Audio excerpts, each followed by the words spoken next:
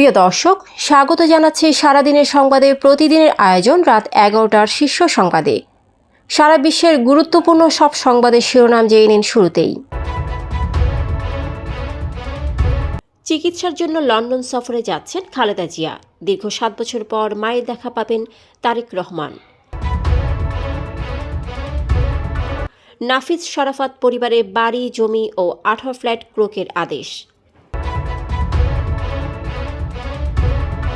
প্রকৃত খেলাপি ঋণ 6 লাখ কোটি টাকার বেশি। ঋণের নামে 1114 কোটি টাকা ভাগাভাগি, জড়িত এস আলমের 2 ছেলে। ভূমিকম্পে লণ্ডভণ্ড, তিব্বতে নিহত বেড়ে প্রায় 100। ছাত্র আন্দোলনের আহতদের মধ্যে 100 জন পুলিশে চাকরি পাচ্ছে। শিল্প খাতে গ্যাসের দাম 1.5 গুণ বাড়ানোর প্রস্তাব। হেফাজতে নির্যাতন, 5 লাশের সাবেক ওসির বিরুদ্ধে মামলা পুনঃতদন্তের আদেশ।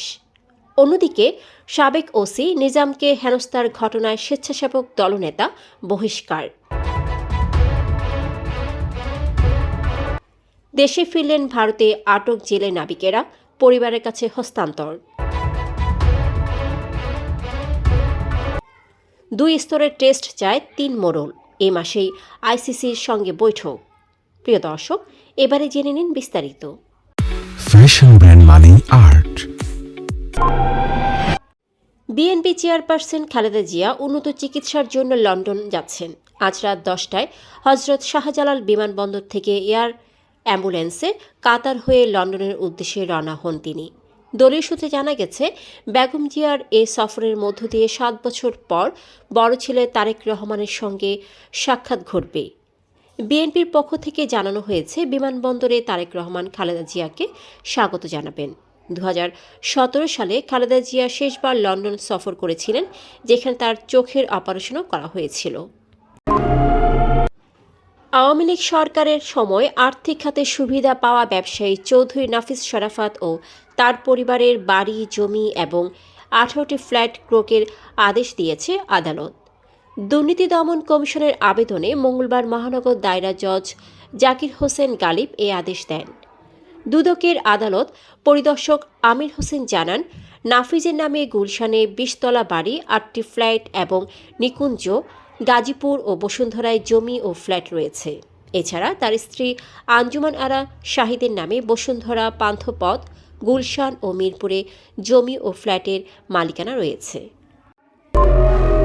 বাংলাদেশ ব্যাংকের মুখপাত্র হুসনে আরা শিখা জানিয়েছেন, খেলাপি ঋণের তথ্য এখন প্রকাশের চেষ্টা চলছে, যা 4 লাখ কোটি টাকা ছাড়াতে পারে। প্রকৃত তথ্য এলে 6 লাখ কোটিও ছাড়াতে পারে। মঙ্গলবার এক সংবাদ সম্মেলনে এ তথ্য জানান বাংলাদেশ ব্যাংকের নির্বাহী পরিচালক ও মুখপাত্র হুসনে আরা শিখা। তিনি বলেন, ব্যাংকগুলোতে অডিট চলছে এবং পরবর্তী পদক্ষেপ নেওয়া হবে। এছাড়া গত 5 মাসে ব্যাংকিং ব্যবস্থায় বেশ কিছু পদক্ষেপ নেওয়া হয়েছে, তবে স্থিতিশীলতা এখনও পূর্ণ হয়নি। ইসলামী ব্যাংক চট্টগ্রামের জুবলি রোড শাখা থেকে 1114 কোটি টাকা লুটপাটের ঘটনায় এস আলম গ্রুপের আহসানুল আলম ও আশরাফুল আলম সহ 52 থেকে 54 জনের সম্পৃক্ততা পাওয়া গেছে। তারা আত্মীয়স্বজন ও কর্মচারীদের দিয়ে প্রতিষ্ঠানের মালিক দেখিয়ে টাকা হাতিয়ে নেন। দুদক 19 ডিসেম্বর চাকতাই শাখা থেকে 1092 কোটি টাকা লুটের ঘটনায় 58 জনের বিরুদ্ধে মামলা করেছে। দ্বিতীয় মামলার সিদ্ধান্ত শিগগির আসবে।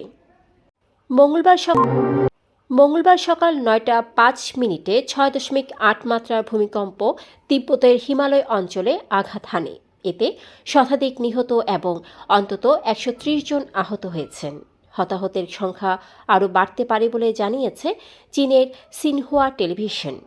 ভূমিকম্প নেপাল, ভুটান, চীনের দক্ষিণ পশ্চিমাঞ্চল এবং উত্তর ভারতে অনুভূত হলেও সেখানে হতাহতের খবর পাওয়া যায়নি। কম্পনের পর কয়েক মিনিটের মধ্যে বেশ কয়েকটি আফটার শক হয়েছে বলে জানিয়েছে চায়না আর্থকোয়েক নেটওয়ার্ক সেন্টার। স্বরাষ্ট্র উপদেষ্টা লেফটেন্যান্ট জেনারেল অবসরপ্রাপ্ত মোহাম্মদ জাহাঙ্গীর আলম চৌধুরী জানান, বৈষম্য বিরোধী ছাত্র আন্দোলনে আহতদের মধ্যে কিছু সংখ্যককে পুলিশে চাকরি দেওয়ার সিদ্ধান্ত নিয়েছে সরকার। তিনি বলেন, আহতদের কর্মসংস্থান সৃষ্টির লক্ষ্যে প্রথমে 100 জনকে চাকরি দেওয়া হবে, পরে এই সংখ্যা বাড়ানো হবে। মঙ্গলবার সিআইডির প্রধান কার্যালয় পরিদর্শন শেষে তিনি এসব কথা বলেন। শিল্প খাতে গ্যাসের দাম 30 টাকা 75 পয়সা থেকে বাড়িয়ে 75 টাকা 72 পয়সা করার প্রস্তাব দিয়েছে পেট্রো বাংলা, যা বর্তমান দামের 1.5 গুণ বৃদ্ধি। গতকাল সোমবার এই প্রস্তাব বিইআরসির কাছে পাঠানো হয়েছে এবং ফেব্রুয়ারিতে এ বিষয়ে সিদ্ধান্ত নেওয়া হবে।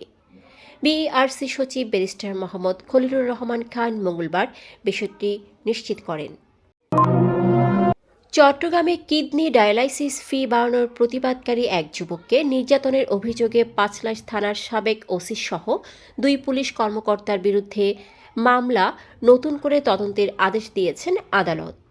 চট্টগ্রামের মুখ্য মহানগর হাকিম সরকার হাসান শাহরিয়ার মঙ্গলবার এই আদেশ দেন। অন্যদিকে কোতোয়ালি থানার সাবেক ভারপ্রাপ্ত কর্মকর্তা নিজাম উদ্দিনের বিরুদ্ধে অভিযোগে স্বেচ্ছাসেবক দলের নেতা শহীদুল ইসলাম শহীদকে বহিষ্কার করা হয়েছে। তিনি চকবাজার থানা স্বেচ্ছাসেবক দলের সদস্য সচিব ছিলেন। ভারতীয় কোস্টগার্ডের হাতে আটক 90 বাংলাদেশি নাবিক ও জেলে দেশে ফিরেছেন।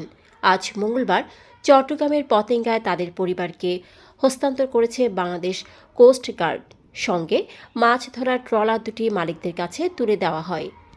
গত 9 ডিসেম্বর ভারতীয় জলসীমায় মাছ ধরার অভিযোগে 78 জন নাবিক ও জেলেকে আটক করা হয়।